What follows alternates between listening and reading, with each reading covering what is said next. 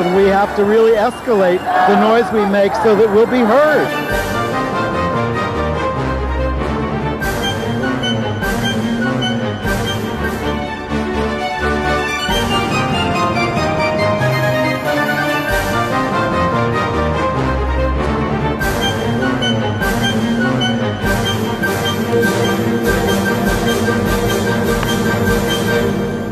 Welcome to Gay USA. I'm Andy Hum, and ENDA is dead.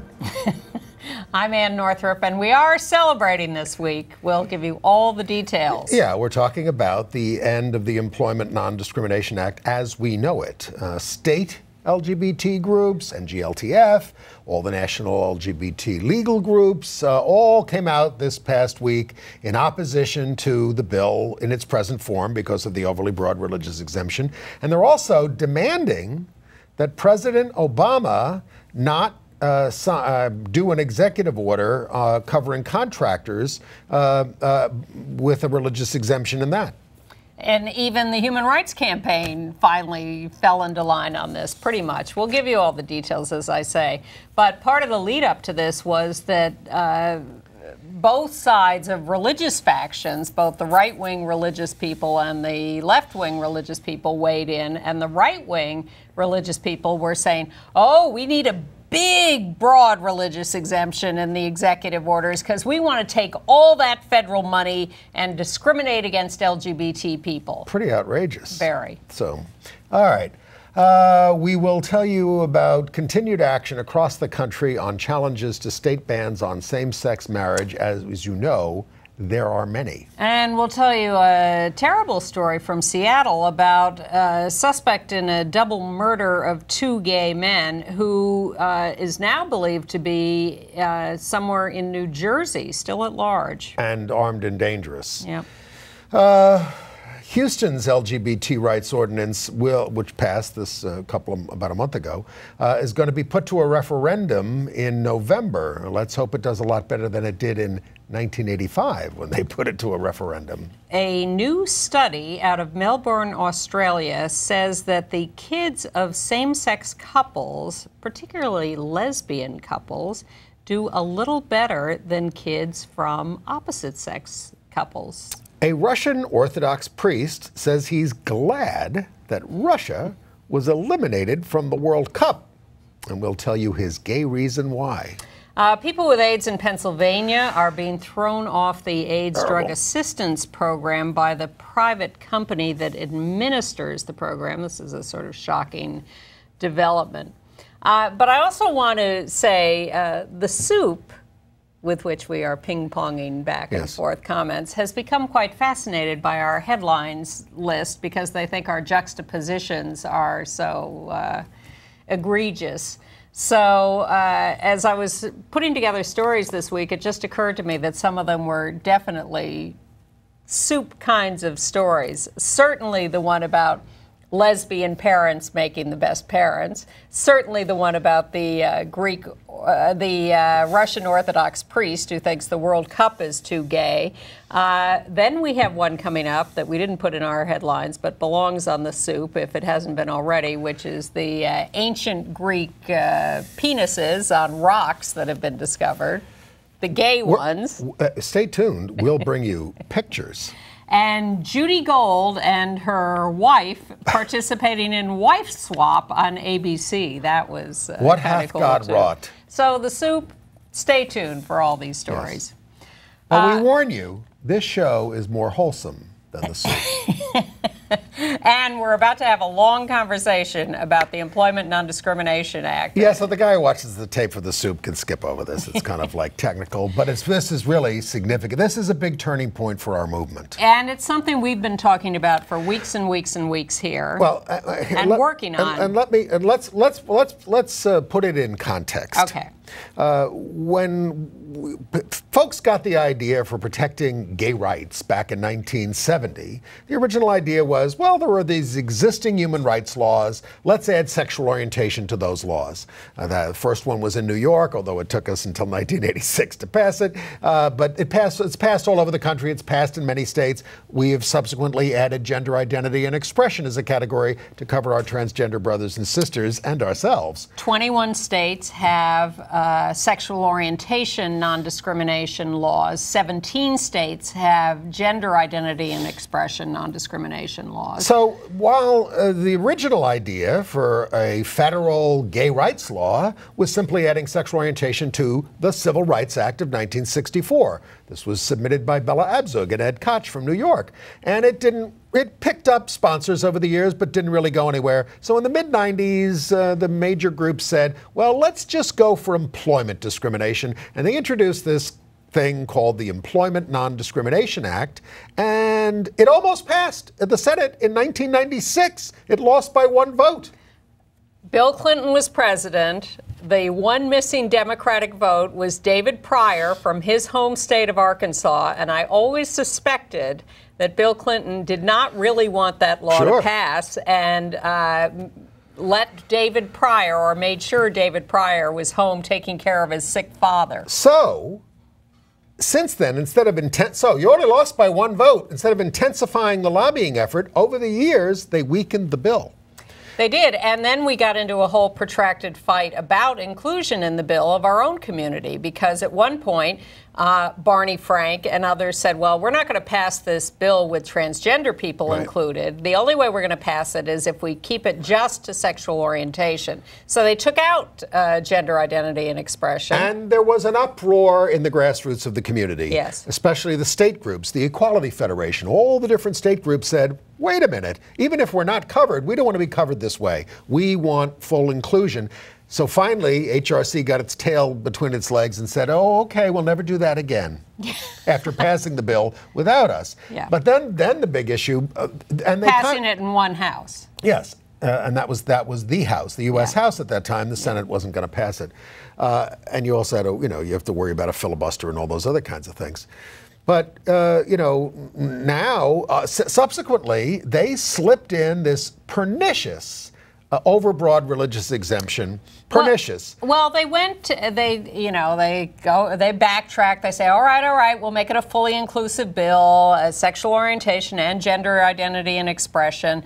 And they start shopping this around. But then they say, all right, the way for us to pass this, now that it's fully inclusive, is to get some conservative Democrats on it and some Republicans. And the only way they'll come on it is if we add this really broad religious exemption. And it was sneaky. Yes. Because the Civil Rights Act of 1964 has a religious exemption. All civil rights bills have religious exemptions, and they basically say you're not supposed to interfere with ministerial functions and things like that. Strictly religious practices. But, hiring ministers, but if you are teaching religion in their religiously schools. affiliated Catholic school, a Jewish hospital, whatever it is, you still are bound by the civil rights laws. You can't discriminate against African Americans and women and all these other kinds of things. You take a lot of public money to run these hospitals. Right. So, we're all for a strictly limited religious exemption like everybody else has, but not one that says, if you are one of these institutions that gets a ministerial exception, you can discriminate against anybody you want in your place, but only on the basis of sexual orientation and gender identity and expression. Them's fighting words, and that's what you've heard us talk about this endlessly on the show. But this week, and a lot of the legal groups said they had a lot of misgivings about this, but this week, the legal groups, the National Gay and Lesbian Task Force, Pride at Work, you name them, they all come out and said, we can no longer support the Employment Non-Discrimination Act in its present form. The dam burst. You were on the picket lines, not picket lines, you were doing all this education with all these different groups, standing in the street, handing out leaflets the old-fashioned way. Holding up our ENDA is not equal banner, putting that message. You did it at the Pride Parade. Yeah. And with Bill and others, and my friend Tony Halbert and others, Ken Kidd and Duncan Osborne. But this is the kind of stuff that finally, I think, has got to HRC, who issued a statement today seeming to follow some talking points developed by Ann Northrup. and given to Chad Griffin 2 weeks ago, where he dismissed them, but now is putting them out in writing. So explain what they've finally done. Well, okay. First of all these groups, yesterday as we're taping, suddenly this orchestrated by some other people behind the scenes. And we should give Matt Foreman a lot of credit for this. Well, he former was head of NGLTF. He was the first major movement leader in the current wave to publicly say we cannot push forward this ENDA with these religious exceptions. And the urgency that was occurring now was the fact that the president was about to issue an executive order. And he was getting a tremendous amount of pressure from the religious right and others, some moderate religious people, to say, carve out a big religious exemption on that. Orrin Hatch also said, carve out a religious exemption on that. And these are for people who get federal money. That's totally unacceptable. And the Hobby Lobby decision came down from the Supreme Court last week. And even though the majority opinion said, of course, just because we're allowing private corporations, for-profit corporations, to claim a religious identity and therefore, refuse to cover contraceptives for their female employees, doesn't mean that they're allowed to violate any anti-discrimination laws. Why not? What if they have a sincere religious objection? Well, first of all, to deny contraceptive coverage is sex discrimination. Absolutely. And then the next day, they allowed Wheaton College, a religious Christian college in the Midwest, to manipulate the way they announced their unwillingness to comply with the contraceptive coverage mandate. Ruth Bader Ginsburg warned that this statement of not violating anti-discrimination laws was nonsense in the majority decision. And in fact, ENDA, one of the things that makes the current ENDA so heinous is that Senator Rob Portman of Ohio, Republican, who is now for marriage equality because he discovered he had a gay son, insisted on including in ENDA not just the broad religious exemption, but another amendment that says the federal government cannot punish companies or anybody for violating non-discrimination statutes. So companies that might be bound, as Alito says, by, say, state non-discrimination laws, actually in ENDA are specifically exempted from those laws too. And that's why Matt Foreman was calling this a crisis, because it was going to undermine all of our work passing all these laws. And here's what I want to say, folks. It was never likely that ENDA was going to pass the Republican House this year anyway. Unless they figured out they'd be very smart to do it and get all their religious exemptions and everything else. Watch out for that. We'll have to ask our liberal Democrats not to vote for it. We'll have to ask the president to veto it. Yeah. We'll try getting that to happen. Well, we certainly can get enough Democrats off the bill, I think. The Republicans have a majority in the House of Representatives. Well, yes, if they want to go ahead and do it, they can do it. They want to pass it, they can do it. If Ted Cruz wants to vote for it, he can vote for it. Yeah. But this all did come to a head this week, and it really is a demonstration of the power of the grassroots when you actually remember that that's the way a movement is supposed to work. That it isn't supposed to be run by these paid national organizations. Which They're supposed to do what we want, not what they want. Well, and what they want is to perpetuate themselves with big donations and to stay cozy with politicians. Right. Endorsing Susan Collins for re-election is a perfect example of that. And by saying what we want, I don't just mean Ann and me. Although we're a good barometer. Anytime. We mean all of you out there. Well, here's the thing. We can't even count on all our liberal allies. Reverend Jim Wallace, who runs this organization, Sojourners, which has been very LGBT friendly over the years, wrote a letter to Obama saying he wanted a big religious exemption in the executive order covering federal contractors. But again, what the hell is there? Also, by the way, Catholic Charities was one of the big signatories to this. Yeah. Now, Catholic Charities gets millions of dollars, tens of millions of dollars in New York to do social services. And they have to sign something that says, we promise to abide by the anti-discrimination laws and blah, blah, blah, blah, blah, in hiring and in provision of services. And now they're publicly saying, we need the right to discriminate, or we're not going to go to heaven if we don't do it. Well, they've been put out of business in other states when they got called on the carpet about their refusal to honor same-sex couples in adoption, which we now realize is really malpractice because lesbian couples make the best parents. Yes, we'll get to that. So who knows what they're doing in New York, and that should be looked at closely. So, North Carolina Governor Pat McCrory issued an executive order barring employment discrimination this week for race, age, gender, religion, but not sexual orientation. Well, that state's going backwards in terms of civil rights. Well, he was asked about this, and he said, well, I'm just mirroring what the feds and the state require. This is, then why bother? Exactly. That's a good point. The law in Mississippi took effect this week. The July 1st. Religious Freedom Restoration Act on it the state allows level. Business owners to turn away LGBT customers if they can claim a conflict with their religion. But of course, they could already do that in Mississippi because we have no civil rights protections in Mississippi. So it's what I would call overkill, which is what happens in a gay bashing where, the person doesn't just get killed, they get like 25 stab wounds or 50 shots and all that kind of stuff.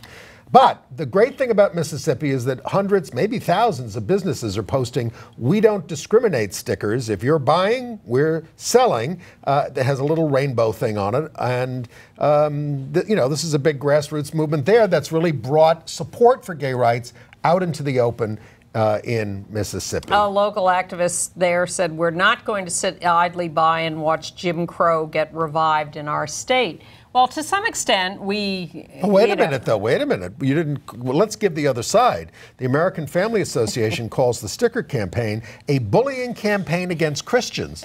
Well, it doesn't say... but we've been talking about this for a year now, that they're losing on marriage, and so what's their fallback position? Their fallback position is religious discrimination.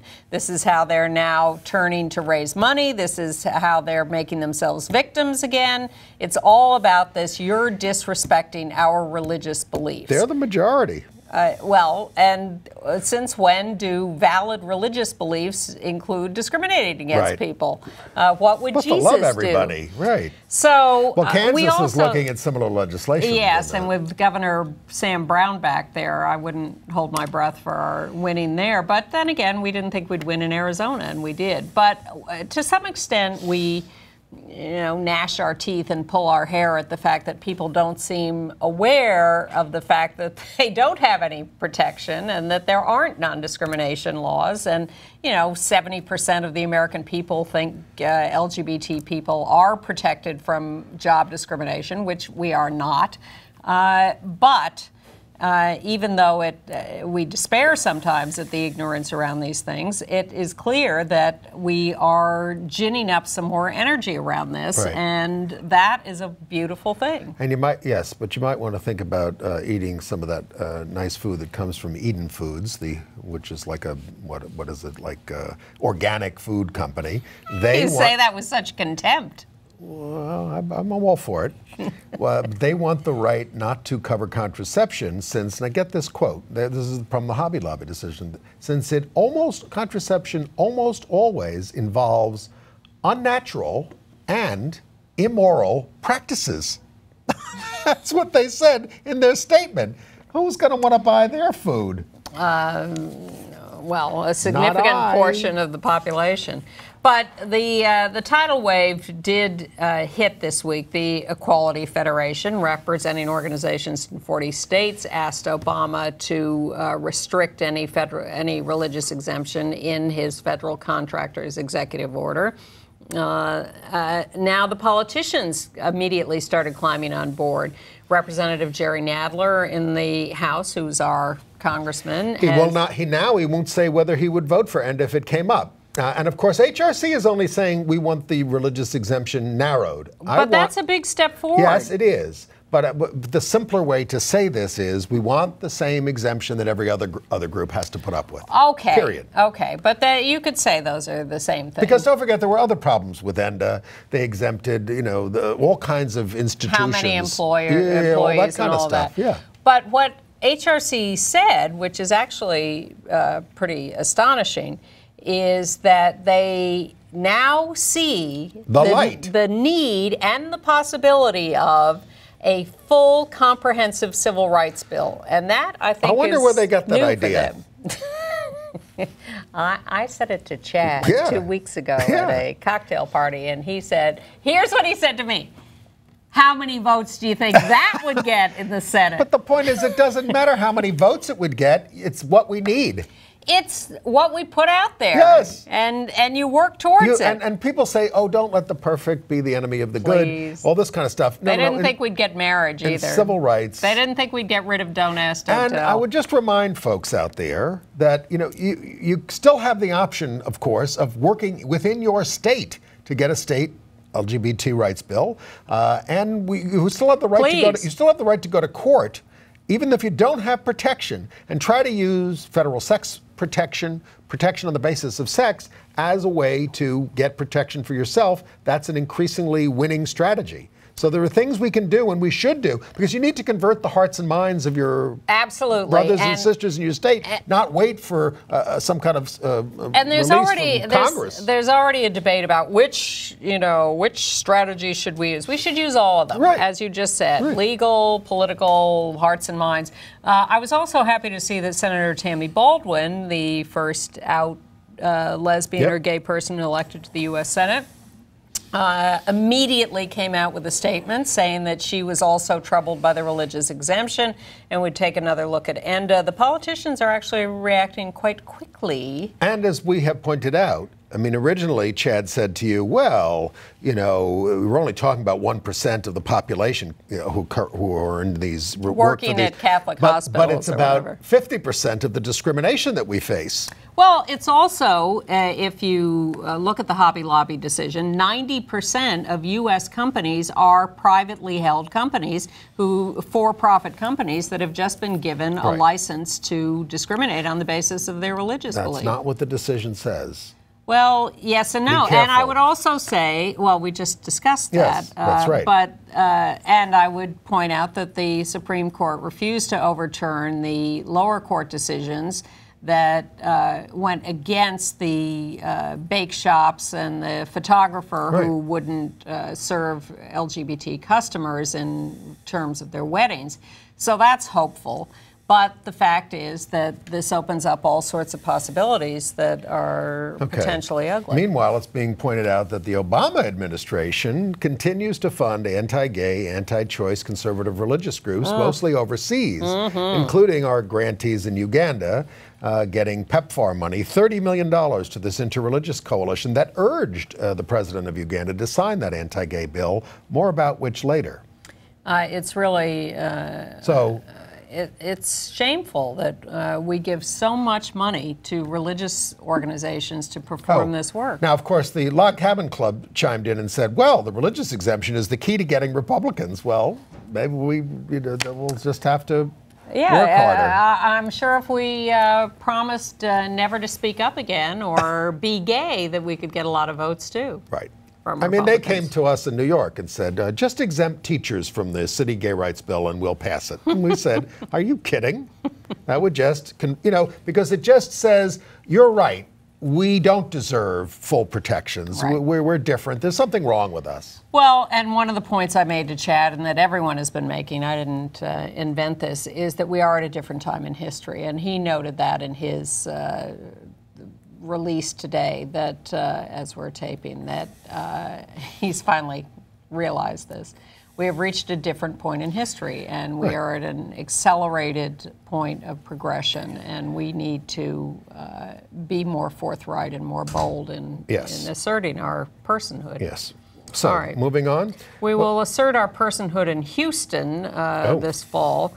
The city passed a very limited equal rights ordinance this spring. It does cover sexual orientation and gender identity and expression. Yeah, but limited number of businesses. Yeah, but the right-wing... They have an out lesbian mayor there in East Parker. Exactly. Who said this is personal. So the right wing is going after this because they can't let anything lie. They have to go attack it again. And they're running a men in women's bathrooms campaign. And they've gathered signatures to put this on the ballot in November. But the silver lining of this may be that this being on the ballot may bring out a big Democratic vote in Texas. It may help Wendy Davis. That would be nice. I well remember, now this is not the first time Houston passed a gay rights ordinance. They did it in 1985, and there was an immediate referendum then. And 82% of the voters voted to repeal the thing. 82%. There were press conferences with the KKK and black ministers. That's how much they hate us. It was an ecumenical movement. I'm going to go out on a limb and suspect that we will do better this time. I think we will do better. I'm not predicting we'll win, but I do predict we will do better. All right. And then there's the continuing degradation of transgender folks, this time in West Virginia. Basically, transgender women going in to get bringing in their documentation that they have changed their gender, all the paperwork and everything, and saying, I need a name change, I need everything. A new picture for my license. And both in, where are we? Martinsburg and Charlestown. Yeah, they go in and they say, take off that wig, take off that makeup. I mean, humiliating these people, making them do this, not giving them the license. Women walk into motor vehicle departments every day, very made up and with wigs, and are not asked to remove them for their driver's license. I wonder if Orthodox Jewish women are asked to take off that wig. How about men with toupees? Are they asked to remove their toupees for their driver's license picture? It's outrageous. It's just disgusting behavior, but TILDEF, the Transgender Legal Defense and Education Fund, is on the case to help these women. And this weekend in Shepherdstown, West Virginia, as we told you last week, there will be the first Eastern Panhandle Pride celebration on Saturday, this Saturday the 12th, from noon to 6 p.m., Shepherdstown, West Virginia. Okay, shifting to some terrible news out of Seattle, which I guess we missed when it happened, but maybe they didn't classify it as an anti-gay thing, and they still haven't classified it as an anti-gay hate crime. But there was a double murder back on June 1st of Ahmed Saeed, 27, and Dwayne Anderson Young, 23. They were outside a gay bar. They apparently had been solicited on one of those Grindr, Scruff, one of those kinds of things, by this person who is Ali Mohammed Brown, 30. He gets them to go in a car with them and executes them, essentially kills them execution style. Now, he has been charged with 2 counts. He's fled. He's at large.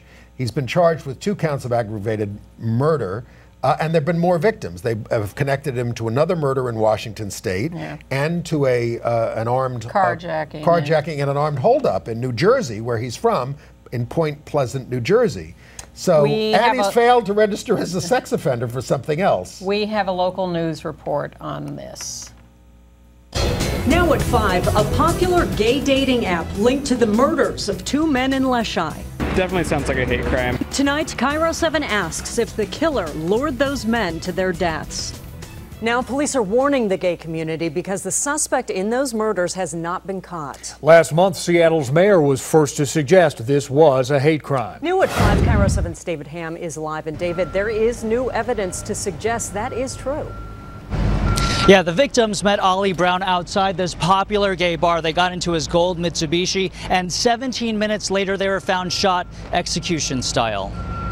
27-year-old Ahmed Saeed and 23-year-old Dewan Anderson Young were shot and killed on the morning of June 1st in Leschi. Their bodies were found on the street. Police are still looking for the suspected killer, Ali Muhammad Brown. He was last seen in the New Jersey area. Seattle Police Chief Kathleen O'Toole says Brown is also a suspect in a carjacking and robbery that happened in Point Pleasant Beach, New Jersey last weekend. He's extremely dangerous, and we've put a bulletin on the SPD website with his picture again. Until he's in custody, SPD is warning the gay community because it suspects Brown may have targeted his victims through the Grindr dating app. It definitely sounds like a hate crime. I don't know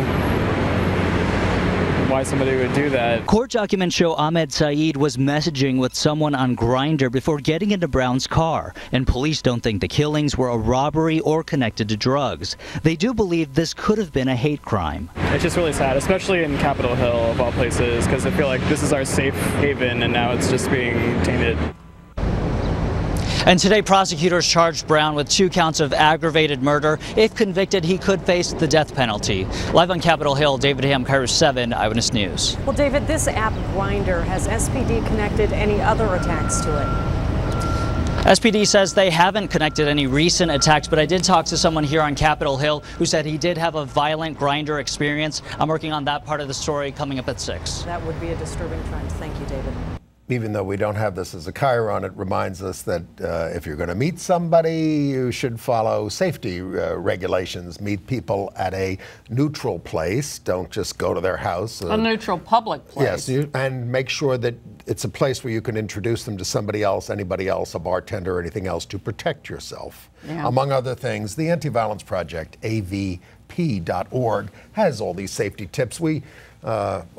We'll put them up on in our email as well. We mourn this week the death of Frank Robinson, 87 years old, author and advisor to Harvey Milk. You may know him as the guy who wrote the novel for The Towering Inferno, the movie. Amazing. That. Yeah.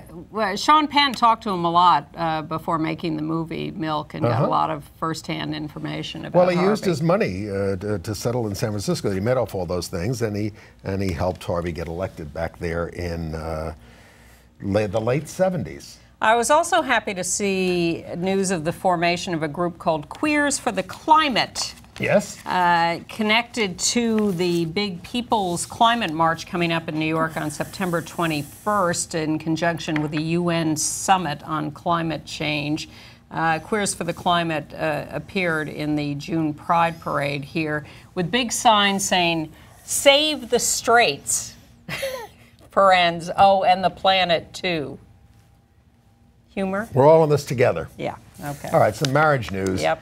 Well, in Boise, Idaho, a Navy veteran, Madeline Taylor, 74, she's suing in federal court because the Idaho State Veterans Cemetery refuses to allow her to be buried with the ashes of her late wife, Jean Mixner. Now, federal cemeteries do allow this because we have the end of Don't Ask, Don't Tell and all this recognition of same-sex marriage by the federal government. But this one is operated by the state and does not. Mixner died in 2012. Taylor's health is deteriorating, so NCLR and local attorneys are handling the case. Bulletin from Utah as we sit here. The state attorney general announces that he is going to apply directly to the United States Supreme Court, appealing the federal appeals court's overturning of the Utah ban on same-sex marriage. He had the option of asking for an en banc hearing of the appeals court because the judgment was from a 3-judge panel. He could have gone to the full appeals court, but he's decided to bypass that and go directly to the Supreme Court.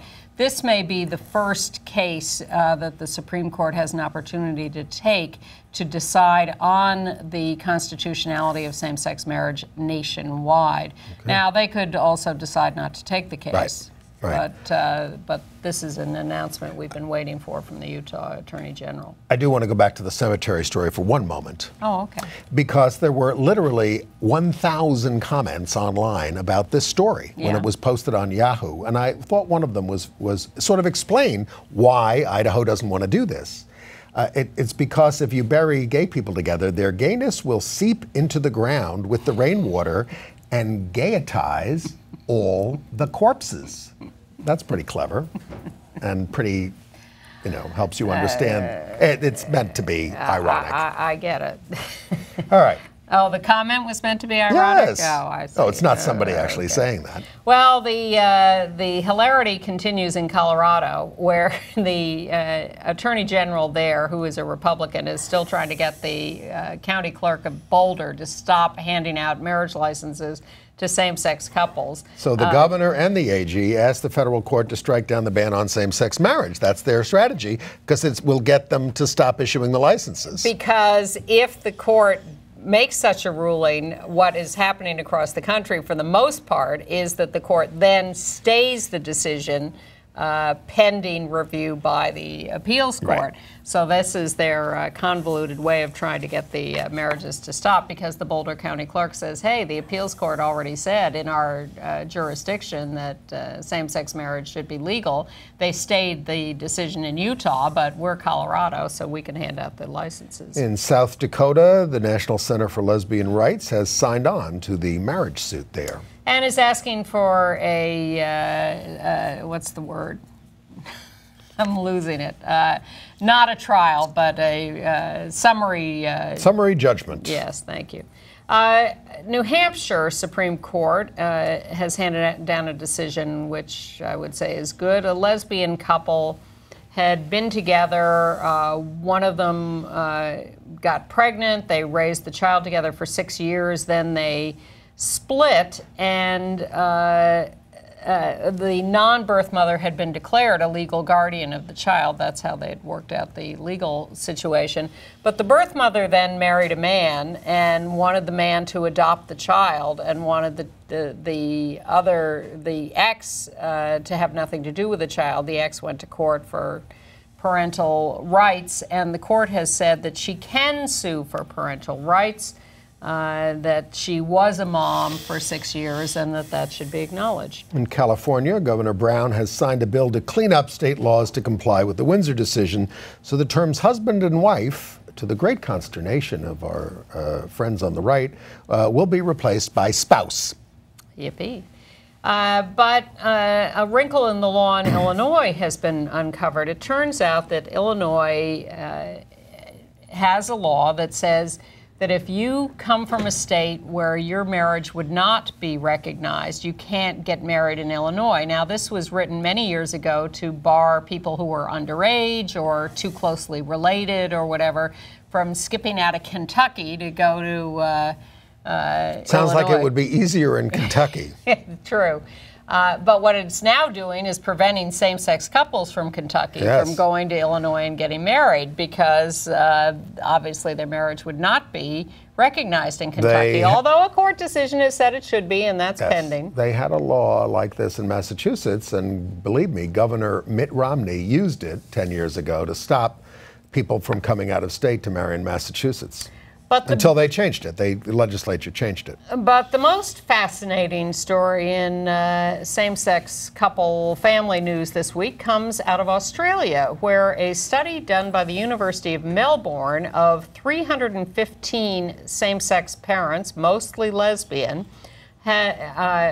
raising 500 kids, found that those kids do better than the general population on measures of general health and family cohesion. Now, we don't want our non-gay viewers to get all feeling terrible. It's only a 6% difference. Well, they say that the couples have less stress, the same-sex couples have less stress around fulfilling traditional gender roles, and that contributes to a more harmonious household. Exactly, because they can distribute work equitably based on people's interest and skills rather than having to force people into gender roles. So to the extent that that happens in opposite-sex couples, it doesn't happen so much with same-sex couples. It's all changing. Study after study over the years has shown that kids raised by same-sex parents in two-parent households do as well as kids raised by opposite-sex couples. I mean, look, and sometimes a little better. There certainly was a time when gayness was so stigmatized that it certainly was kind of tough on some kids growing up in some of those households in terms of things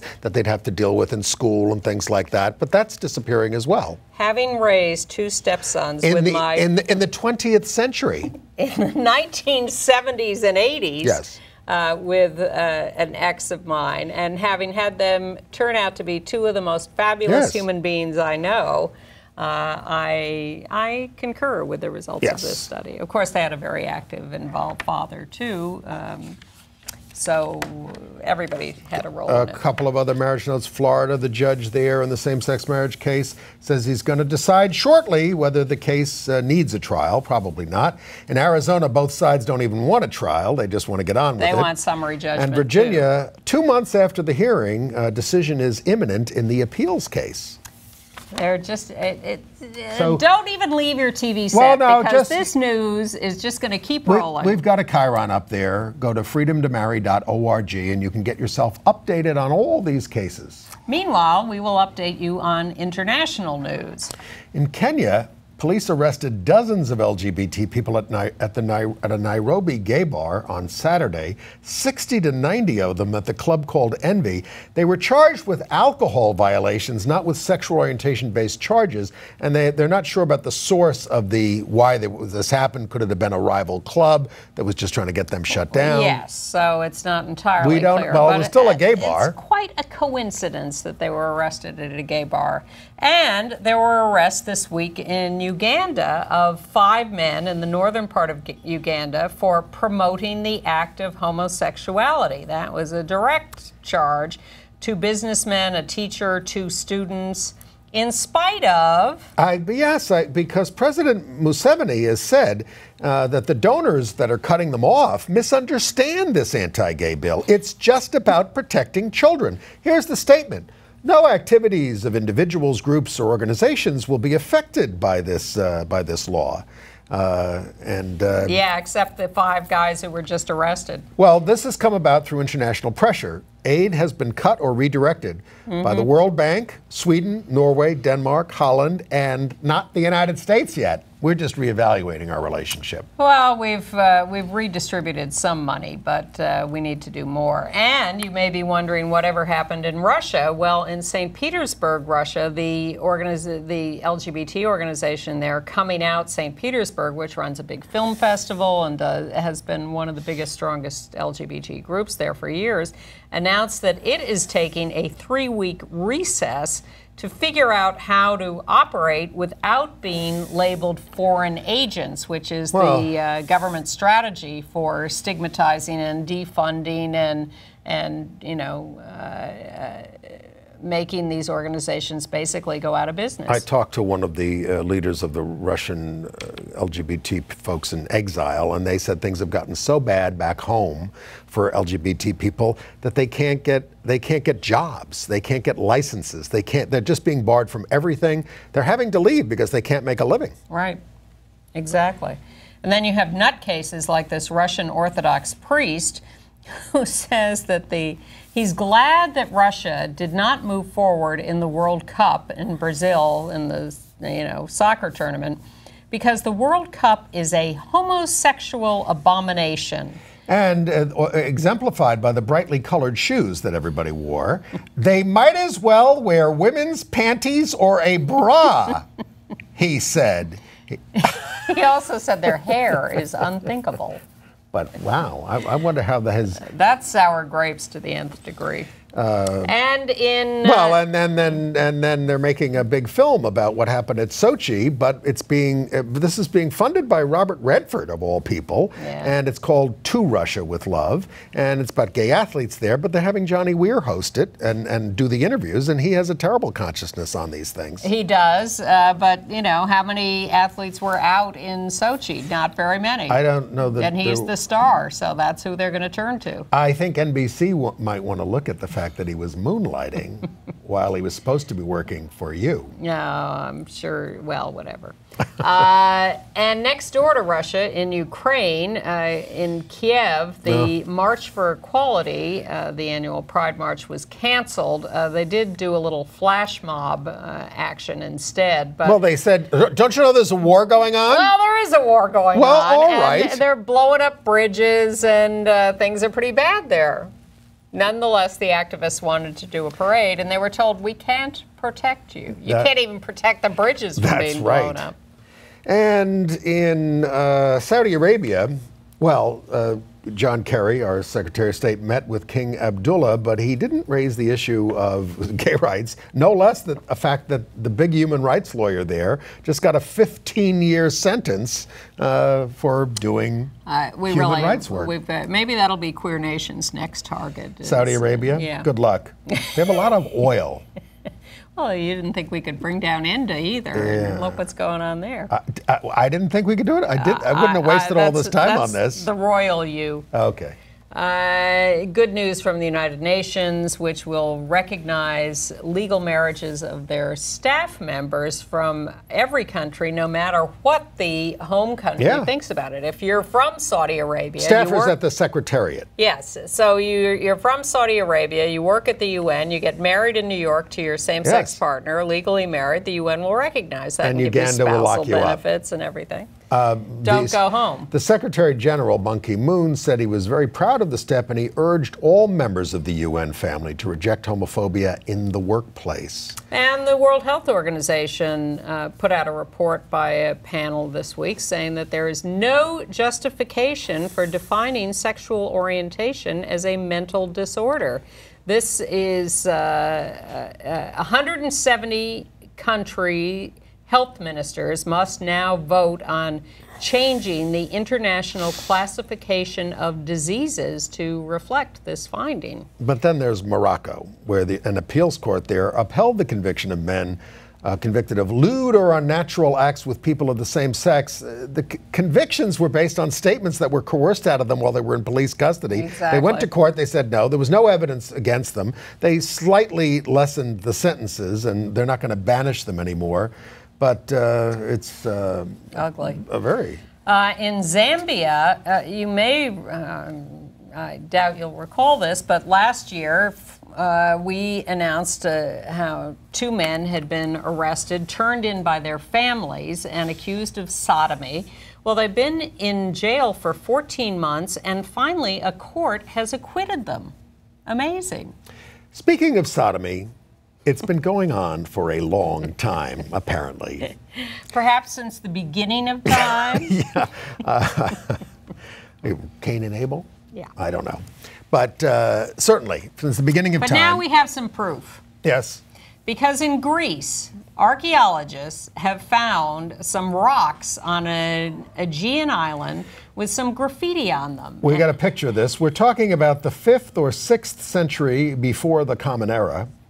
This is in Astipaleia, and one of the graffitis says that Nika Stemos was here mounting Timiona. Apparently, these are both male names of the time in the 5th or 6th century BCE. And there you see a couple of graffiti of penises. Yes, this is a family program, but you're allowed to show it when it's in art. Greek archaeology. So this is like 2,500 years ago, before the Acropolis was built. Now, I'm aware that there's a ton of erotic graffiti, including same-sex erotica, all over the walls of Pompeii. Please, for the Greek urns, all of this stuff. Sure. Roman art. What's the big deal? Stuff. Maybe Christianity was the problem. Definitely, but and you know, the need to connect paternity. So it was all about emphasizing land ownership and child ownership. But I think the significance of this finding is how far back it goes. I think 2,500 years, maybe farther back than that. It goes back farther than marriage. There were 1.2 million people at Madrid Pride this last week. That's supposed to be maybe the biggest in Europe. And the Victory Fund, which is a U.S.-based group that tries to get out LGBT folks elected to public office, held a training in Serbia for 25 young gay people from 6 countries in the region on how to run for office and combat the anti-gay prejudice that you're likely to run into on the campaign trail. Maybe they should do that here more. Well, they do it here. Yes, they do. I retract that silly statement. And then and there will be a vote in Ireland next year, 2015. The Irish public will vote on marriage. Latest polls show 70% support for same-sex marriage. In Northern Ireland, Asher's Bakery, and I forget what the town is here, they refused to make a cake for the group Queer Space for the International Day Against Homophobia. And at a civic center in Bangor Castle Town Hall in County Down, the Equality Commission says that this baker discriminated. The cake was to feature Bert and Ernie. What could be more wholesome? And non-gay. And their defense was same-sex marriage is not legal in Northern Ireland. Bert and Ernie are not gay. So, what's the problem? All right, AIDS news. And bad story out of Pennsylvania. Under the rearrangement of health care coverage all over the country in various ways, the state of Pennsylvania hired a private insurance company, Magellan Healthcare, to administer their AIDS drug assistance program. So the first thing Magellan did was disenroll people with AIDS. Inappropriately. Yes. And it's been very hard for the people to get back, and so they're missing their treatments unless they can scrounge up the hundreds of dollars for the treatments. This is a life-threatening thing. It is treatment it's outrageous. Why is a private? This is like privatization of prisons. It's terrible. Yeah. So don't get us started. Good luck to our folks there. Yeah. In Pennsylvania.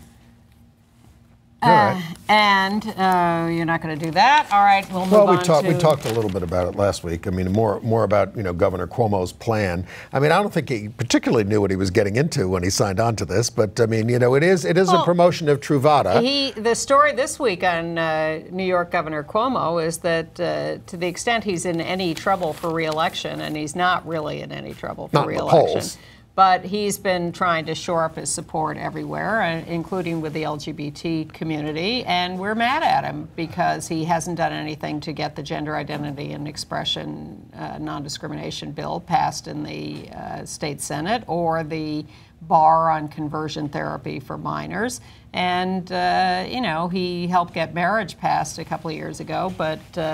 what have you done for us lately? Exactly. Well, but look... So he came out with this AIDS plan. Yes. But the other thing is, for a lot of these LGBT clubs, and I credit them, they're very concerned about a lot of progressive issues. Yes. Not just LGBT issues, economic justice issues. And Andy Cuomo is a... Fracking. Yeah, and Andy Cuomo is, is a tax cut austerity governor. Yep. And that's not what they want. And so he lost the endorsement of the Jim Owl's Liberal Democratic Club, which endorsed, we might as well say her name since she'll be on the ballot against him in the Democratic primary. Her name is Zephyr Teachout, and she is a teacher. Yeah. So anyway, and the other clubs, it's close. Yeah. All right, moving on to entertainment news. Well, I was quite entertained Maybe Andy by would like watching a show that I have not watched recently, the ABC program Wife Swap, because I saw the promo and they said, Judy Gold and Penn Jillette swap wives. Judy Gold is a very famous lesbian comic. Yes. And sure enough, they did a very straightforward hour of her fiance. They're not actually married, but they live together with Judy's 2 sons. Yes, we know all about it. She does it in her routine. Yeah, the sons are a little annoyed. But the girlfriend went out to Las Vegas to live with Penn Jillette and his kids, and his wife came to New York to live with He doesn't Judy. live with Teller? He does not. He lives in this sprawling house in the middle of the desert. It would have been more fun if they swapped with Teller. And Teller doesn't talk. It might have been, but I give ABC credit for doing the show. It was all right. It was good. I was a big fan. Ian wasn't. Of Buyer and Seller, the Streisand-themed comedy, and it's now open. I wanted it to be funnier. It's now open in L.A. with the original cast of one, Michael Urie, at the Mark Taper Forum to August 17th. And it's still running in New York with Barrett Foa. This is a little fantasy about a guy who gets hired by Barbra Streisand to run the shopping mall in the basement of one of her buildings at her Malibu estate. Because she buys so many antiques, she basically sets up a mall in her basement. Yeah, so it's all true. a little fantasy. Yeah, that is true, but the story itself is a fantasy. Okay. Also, not a fantasy is the TV series that Alan Cumming is producing for the Sundance TV channel on Florent, the restaurateur. It's going to be a what? Series on the Sundance TV channel. A documentary or fiction? Based on him? Based on him. So yeah. is he going to play himself? I doubt it. But he is out there in L.A., I think, consulting on the production. And Sundance Channel, we know this because they announced a whole slate of upcoming shows, and they're doing, of course, a lot of gay-themed shows, and a show on nuns, which I suspect will have a lesbian angle. I'll tell you, I remember when the book Lesbian Nuns was written. Yes. A very serious book, Yes. because there were a lot of lesbians in the convents. Ginny Apuzzo. Yeah, and Jean O'Leary, who was the head of the National Gay Task Force. Both of them head of the National Gay Task Force. Yeah. You had to be a nun to do it. Well, yes, very organized. Well, and smart maybe that will help with what Meredith Baxter is complaining about in Out Magazine, that we don't see enough elderly gay people on TV. Doesn't she watch this show? Hey! What do we, chopped liver? Come on. But be careful what you wish for. There's vicious. Now, we have gotten mixed reviews from our viewers about our review. Blowback. Our negative review. Well, 2 blowbacks and 1 support. Okay. Look, you're free to watch it. Don't let us influence you. If you enjoy it, have a good time. Our aim is simply knock to yourselves out. Tell you what we think. You know what you think. Do whatever you want. And Neil Baer, B-A-E-R, TV writer and the producer of Under the Dome, has come out in his 50s. He says that when he told his college-age son, his son said, "It took you this long to figure it out?" And when he told his wife, she remained very supportive. He also was a writer-producer of ER and SVU. He's a big guy in Hollywood. He's out now. Well, the New York Times hated the movie Tammy, the new Melissa McCarthy comedy, but our friend and substitute host Chris Cooper, whose movie reviews we tout to you in our weekly email, actually was amused by it, so I thought, aha, now I have an excuse to go see it. It has a very strong lesbian storyline. Kathy Bates and Sandra Oh are a couple. Melissa McCarthy and Susan Sarandon end up staying with them, visiting them. There's a big lesbian party. There's, it's a major part of the movie. And it was well done as such. The movie, I can't say is anything I would recommend spending money on. Maybe wait till it comes to TV. It's very mildly amusing and kind of not so good. But, I enjoyed seeing Kathy Bates and Sandra Oh as a couple. They did well. But mostly this week, we just want to remind you to celebrate the demise of the Employment Non-Discrimination Act in its current form, and to remember that grassroots activism, speaking up, no matter what the occasion, is the right thing to do. And work for bills in your own state, in your own city, and everywhere. Yeah. We need city and state non-discrimination acts for sexual orientation and gender identity and expression. Don't wait for the Congress to get around to this. Get it in your local area. We'll be back next week. Thanks for watching.